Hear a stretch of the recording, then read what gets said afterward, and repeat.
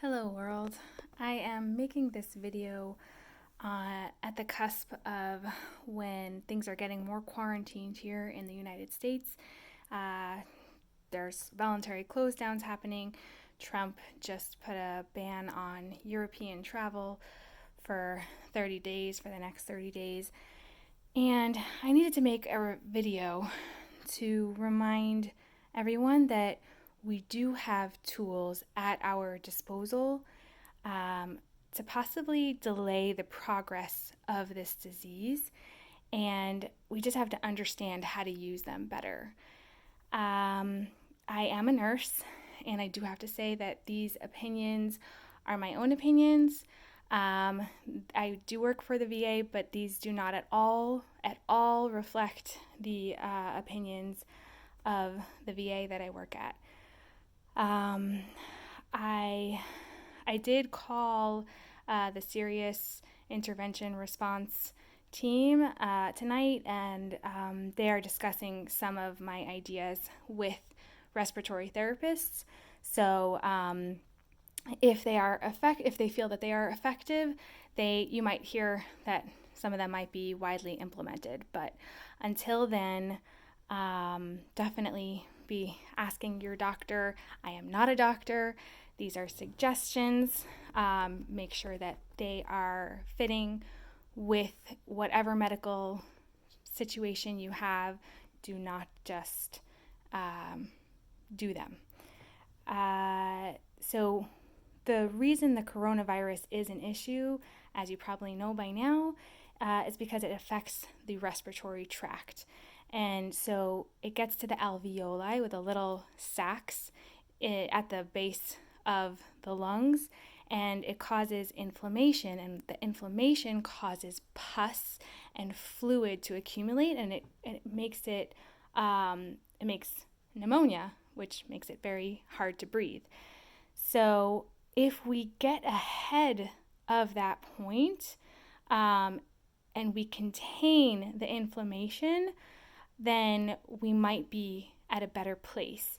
So as soon as you are feeling symptoms, a scratch in the back of your throat, a little cough, that is the time where you should call first. Call your doctor. If they tell you to go to the ER, go with a mask. If you do not have a mask, I saw this on a YouTube video where you can, let me see if I can turn this around now. You can take a paper towel, fan it, as you can see I kind of did that, fan it like that. Can you see that? Yeah.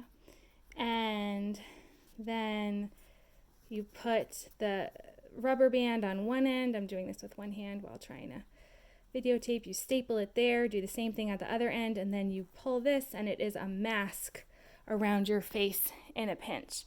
Okay? And so if you don't have masks, then you can make one with a paper towel and a rubber band. And just some other tips, again, that you should not just blindly follow. Don't ever blindly follow anyone. Make sure that these are right for your medical conditions with your doctor. So in my humble opinion, I believe that Advair, which is an inhaler, it's a prescription inhaler preventative. It helps decrease inflammation in the lungs. I believe that could tremendously help. If that was taken twice a day, it's a steroid that is inhaled directly into the lungs and could help decrease, if at the onset, like right when you get a cough, if you get that, I would definitely talk to your doctor to see if that's appropriate for you, because that could just help minimize the progression, in my humble opinion. But I could be wrong with the way that virus works, but that's something that the respiratory therapists might be discussing. Also, putting two pillows, such a simple thing. Sleeping with two pillows or, an inclined bed but the pillows have to be very specifically placed. This is the wrong way to do your pillows with two stacked like that. That hurts your neck. You fall off, you slide down. This way and also this way is not good. That is also not good because it also is going to hurt your neck. You're not going to want to stick with it. The best way to do two pillows is think of a step. You do a step like this, and your shoulder goes here and your head goes here. So you're coming this way, your shoulder goes here, your head goes here, and that way gravity is your friend, and you are limiting the amount that the bacteria is building up and causing inflammation and causing the progression of the disease. Anytime you have a cold, anytime you have bronchitis can turn into pneumonia. That bronchitis is a little bit higher than pneumonia. Cold is higher than bronchitis. So to decrease the worsening, the progression, that every night is good to sleep with whenever you have a cold. I have seen tremendous improvement just from that.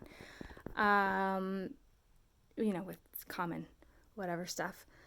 Humidified air is great for opening up the lungs, also just getting things moving so that it's not all just junked up and getting worse and building on each other. But the issue is you want to make sure that your family member isn't being affected when you're doing that, because it's a lot of breathing in, it's a lot of circulating the air. So the best practice is to use a towel, and then you turn on the hot water and let that warm up, and then stand over like a hood. I don't know if I'm going to be able to see, but you kind of put the towel like this and cover. The person stands over here behind the towel, under the towel, and goes under the hood, covering the entire sink. Sorry that I don't have two hands. Hold on. Okay. I am not a video person, but imagine that you have someone under there, right? Just breathing in that hot water, the hot steam. They are standing over here and just breathing in that hot steam for half an hour, however long is needed.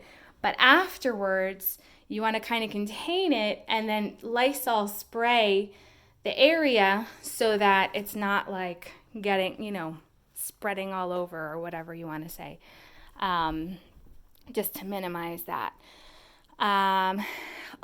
Otherwise, talk to your doctor about allergy medicines like Zyrtec or Claritin or Allegra, whatever works for you, whatever you and your doctor determine is best for you. That helps to dry out the mucous membrane. So again, there's less in there. There's less that your body is dealing with. Flonase is awesome. If initially I heard that there wasn't a runny nose, now I heard that there is a runny nose. Flonase is it's a direct. It doesn't affect your whole body. It just affects the upper airways. If you're having drips, when you have postnasal drip, it irritates the throat, which might be, the start, you feel the start of those symptoms, that cold symptom, or, the allergy symptom. So you decrease the inflammation in the sinuses. You want to point it in and out. The sinuses are over here. So in and up. And talk to your doctor about how often you should be using that. Also, nasal saline flushes. First, you would do the nasal saline flushes to flush everything out first, twice a day. That's just salt water, basically, twice a day.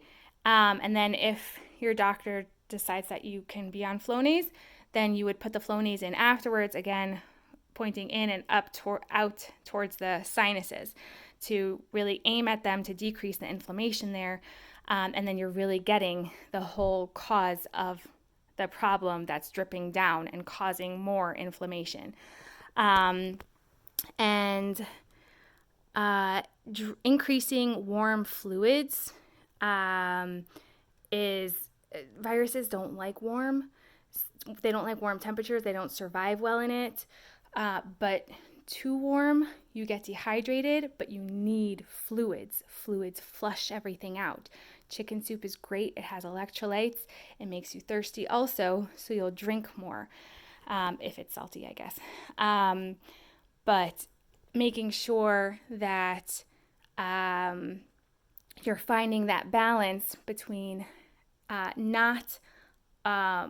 also if you're on a fluid restriction, medically talk to your doctor about how you can best deal with getting enough fluids, because again, you're flushing everything out as best as you can. Okay. Controlling your GERD. If you have acid reflux, then acid reflux actually can cause bronchitis. Just as a side note, in regular world, it can cause inflammation of the actual bronchi of your lungs. And again, if untreated, bronchitis can turn into pneumonia. So knowing the systems of how inflammation can affect everything, if you stop that, if you help limit the inflammation, then that's our goal, that's our tool, that's our weapon against this thing. In my opinion, I think that we can help to decrease the progression.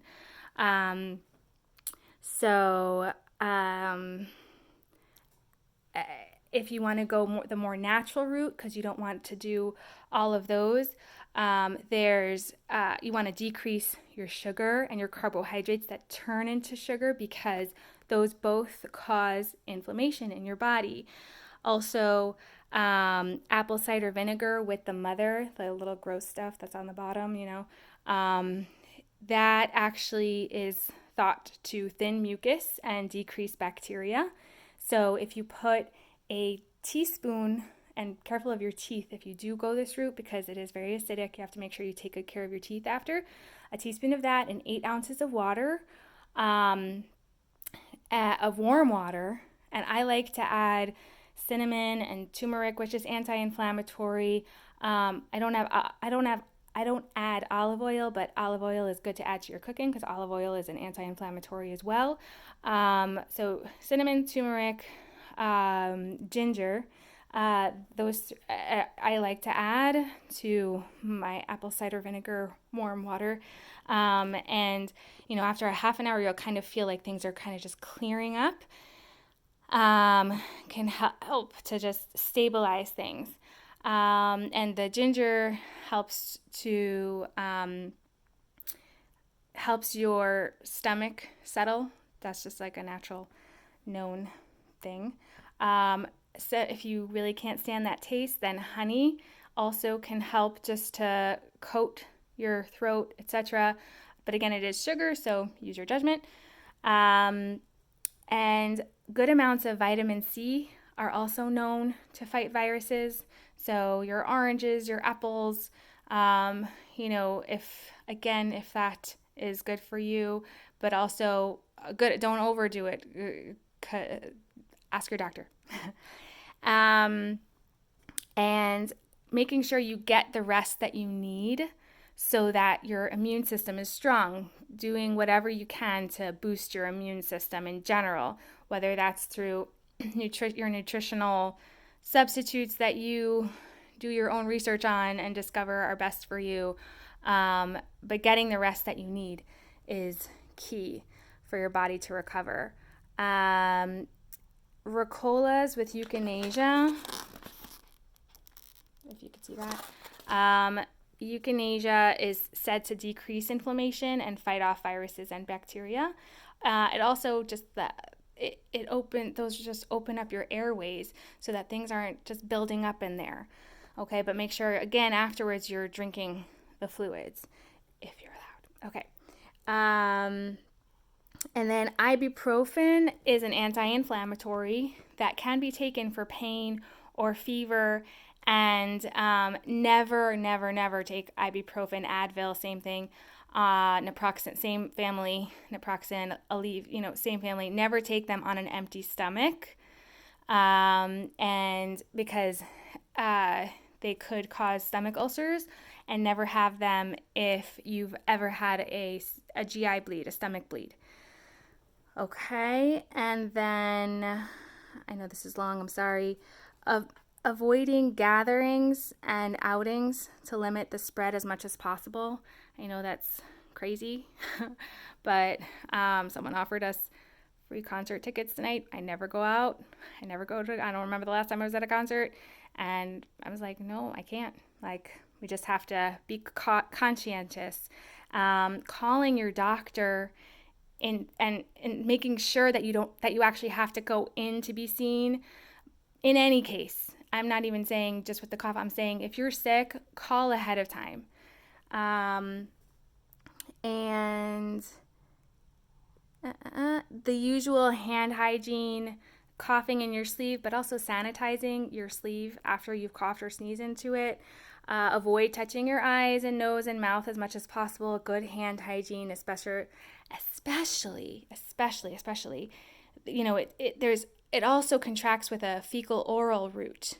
So any parent or anyone wiping their children's bottoms, if you're touching that poop and you don't clean your hand well, be very aware that can transmit, and your children might not be showing big signs of the virus, but they might have it, and then you are contracting it and then spreading it.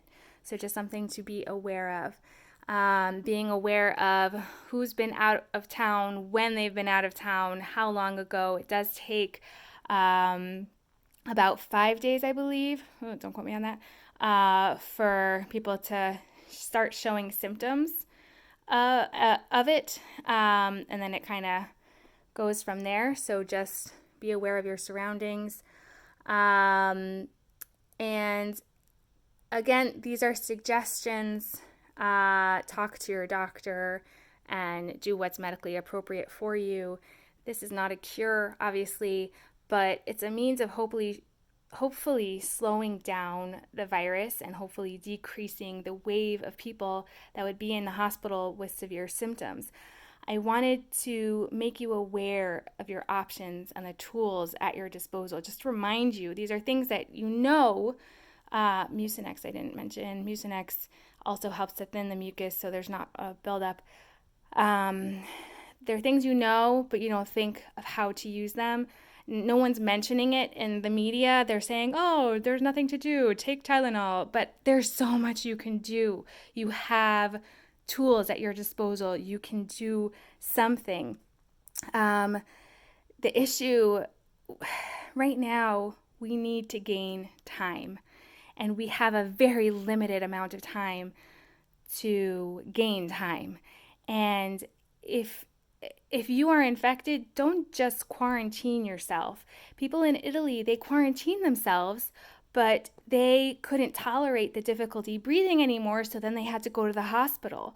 And then the hospitals were overwhelmed and are overwhelmed, and they're trying to help us learn from what's going on. And so let's learn. Let's do everything we can. And I'm not saying this to scare you and make you go running to the shelves and taking everything you can, because remember, anything you take means if you take too much, your neighbor doesn't have. And then you are in the same boat again because people are still exposed. So be responsible. Take what you need and nothing more. Make sure there's enough for everybody, because otherwise it's just gonna continue. This is teaching us not to be selfish, right? And this is not to cause you to be hysterical. It's to empower you, to inform and to educate you to use the tools that you have at your disposal. This is a crazy time in history. So let's help each other hold out and decrease the severity and decrease overwhelming the hospital systems by doing what we can. Thank you, and hopefully together we will get through this, and just really praying for all those going through unimaginable hardships right now, and just hope that with God's help we can get through this. Thank you. I'm Nisa Harris.